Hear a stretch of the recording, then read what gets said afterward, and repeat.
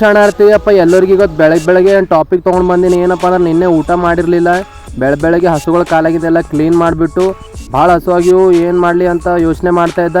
ಅದಕ್ಕೊಂದು ಐಡಿಯಾ ಬಂತು. ಏನಪ್ಪ ಅಂದ್ರೆ ನಮ್ಮ ಹಸುಗೆ ಕರು ಇಲ್ಲ ಅಂದರೂ ಹಾಲು ಕೊಡ್ತದೆ. ಅದಕ್ಕೆ ನಾವು ಒಂದು ಐಡಿಯಾ ಮಾಡ್ದೆ, ಹೋಗಿ ಸ್ವಲ್ಪ ಹಾಲು ಕುಡಿಯೋಣ ಅಂತೇಳಿ ಹಾಲು ಕುಡಿತೀನಿ. ಇವಾಗ ನೋಡ್ರಿ ನಮ್ಮ ಹಸು